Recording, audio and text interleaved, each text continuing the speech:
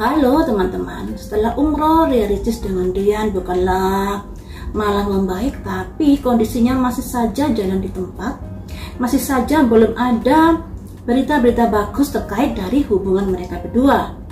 Malah diberitakan di media sosial, Rian ini minta pekerjaan di Putra Siregar. Nah, tentunya hal ini terkait dengan masalah karirnya yang mungkin menghadapi kelemahan dan lain sebagainya. Makanya di sini ingin saya prediksi bagaimanakah karir Rian di tahun 2024. Bisakah dia melewati masa-masa sulit ataukah ada peluang untuk karir yang gemilang? Mari kita lihat di sini ya. Mari kita lihat di sini untuk karir Rian di tahun 2024.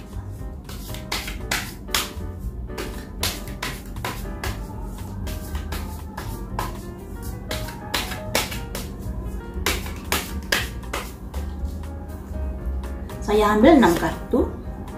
Mampu melewati masa-masa sulit, puji syukur. Ada sukacita, tapi sukacitanya baru di angka 3, yang artinya ada kesuksesan, tetap ada pekerjaan. Tapi pekerjaannya kalau dibilang sukses yang begitu besar bukan, masih dalam tahap awal kesuksesannya ya, masih di angka 3. Kemudian ada simbol Ratu Jangkir. Ratu Jangkir ini simbol dari seseorang yang memiliki status sosial yang tinggi, tapi memiliki rasa belas kasih, rasa ibah, dan lain sebagainya. Apakah orang ini yang akan menolong Rian ke depannya di dalam karirnya? Mari kita lihat ya. Ada Ratu Koin. Nah, ternyata Rian ini banyak sekali penolongnya. Ada Ratu Jangkir, seseorang yang memiliki belas kasih. Juga ada Ratu Koin, seseorang yang kaya raya. Ratu-ratu ini bisa dilambangkan dari seorang wanita yang memiliki usia lebih tinggi dari Rian, yang memiliki perhatian kepada Rian. Atau bisa juga seorang laki-laki yang memiliki hati yang penuh kasih kepada sesama. Kemudian karir Rian, tapi di sini ada kartu The Need to Move On. Masih ada rasa-rasa kekhawatiran, kegelisahan, dan ketakutan terhadap karirnya. Oh, bisa juga ratu-ratu ini bisa dikatakan Ria Ricis juga bisa, teman-teman. Kemudian ada memulai sebuah karir yang baru. Ada kabar-kabar karir yang akan diperoleh Rian di tahun 2024, tapi masih di angka 1. Memulai sebuah karir yang baru atau adanya sebuah job yang baru di dalam hidupnya. Jadi seperti ini ya. Ternyata ratu-ratu ini bisa saya artikan sebagai Ria Ricis. Jadi untuk Rian ini di tahun 2024, dia sudah berusaha untuk melewati masa-masa sulit terkait karirnya. Dan ada dewa penolong di sini. Karirnya masih ada job yang bekerja sama dengannya. Dan disinilah masih saja sepertinya ada perasaan-perasaan yang risau, gelisah terkait dari seorang wanita yang mendominasi. Dan wanita ini adalah sebenarnya wanita yang menyayangi Rian. Dan wanita ini adalah kaya raya, wanita yang mandiri. Tapi di wanita ini atau di Ria Ricis ini, Rian menghadapi sebuah tekanan mental, sebuah kekhawatiran yang dia hadapi. Karena apa? Karena posisi Rian ini masih di bawah Ria Ricis, teman-teman, untuk masalah karir, masalah pendapatan, dan lain sebagainya. Dan disinilah ada simbol The Need to Move On. sebuah perasaan yang belum bisa melepaskan dari bayang-bayang rasa khawatir, rasa gelisah, rasa kekecewaan, dan lain sebagainya terkait apa yang udah terjadi di dalam rumah tangganya bersama Ria Ricis. Nah, ternyata dua sosok permaisuri ini adalah digambarkan dari Ria Ricis, sosok yang mengasihi. Sebenarnya Ria Ricis ini masih menyayangi Rian loh ya. Tapi di sini ada juga seorang permaisuri membawa koin yang melambangkan status sosial dari seorang wanita yang lebih tinggi daripada Rian, yang pada akhirnya membuat Rian merasa khawatir, was-was, atau merasa rendah hati, rendah diri di hadapan Ria Ricis. Nah, disinilah puji syukurnya di tahun 2024 karir Rian masih saja berjalan dengan baik. Saya bilang dengan baik, ternyata masih ada job-job yang bekerjasama dengan Rian, walaupun pendapatan yang dihasilkan masih belum bisa lebih tinggi daripada Ria Ricis. Nah, makanya disinilah Rian merasa sebagai kepala keluarga jadi merasa merasa rendah hati, rendah diri, karena posisinya masih di bawah Ria Ricis. Apalagi hubungan mereka berdua ini kan saat ini lagi gonjang-ganjing, yang begini yang begitu. Tentunya hal itu semakin membuat Rian tertekan. Dari pemberitaan yang saya baca-baca, Rian tidak mau bercerai. Rian ingin mempertahankan rumah tangganya.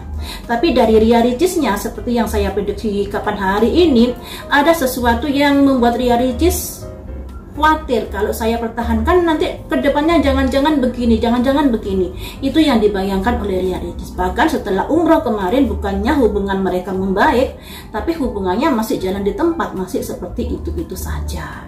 Nah, ada saran apakah untuk Rian dari semesta ini? Ada saran apakah untuk Rian dari semesta terkait hubungannya dengan Ria Ricis ya? Ada saran apakah?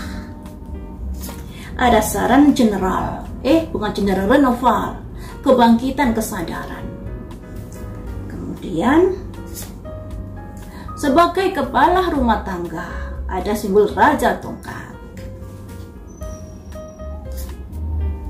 Harus sudah bisa menata keuangannya, membangun sebuah perekonomian yang lebih bagus lagi ke depannya.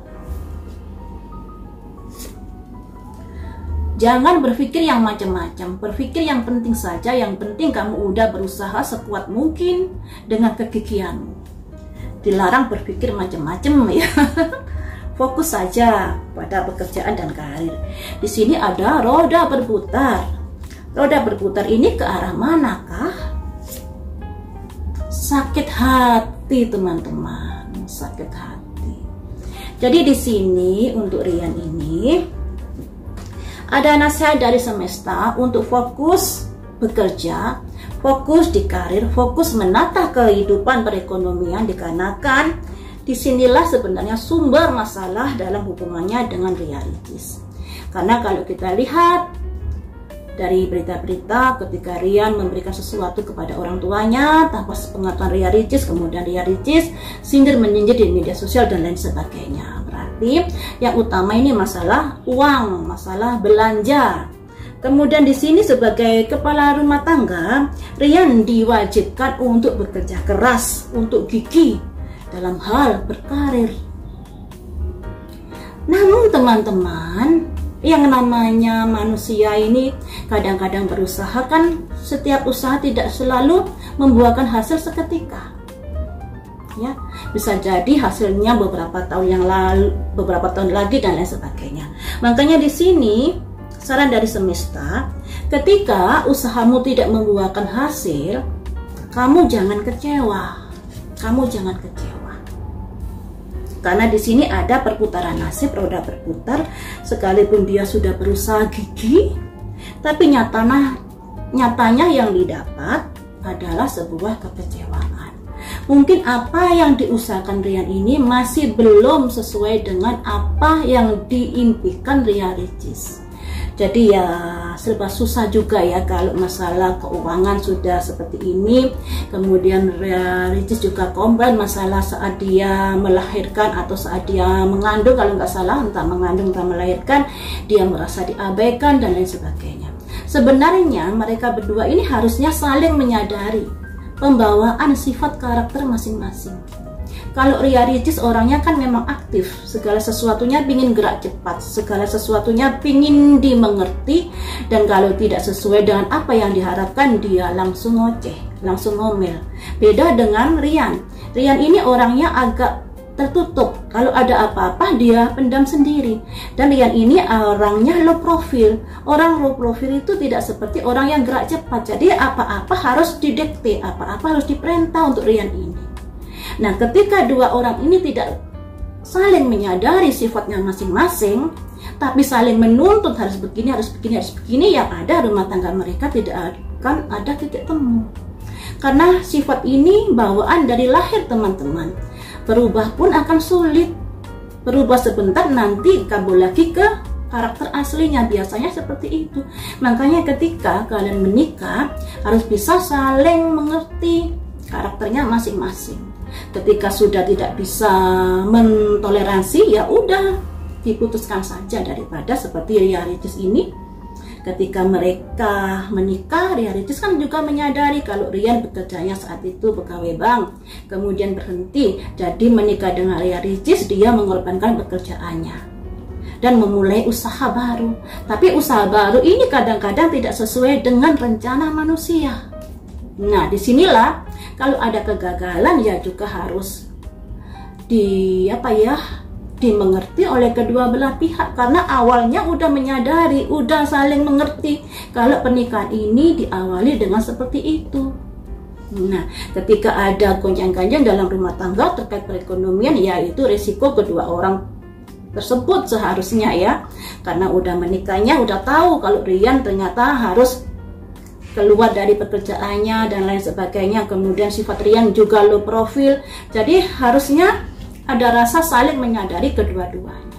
Tapi selagi menuntut dan menuntut untuk dimengerti, yang ada bukannya malah rukun, malah renggang, karena ada rasa saling menuntut harus begini sesuai dengan kehendak.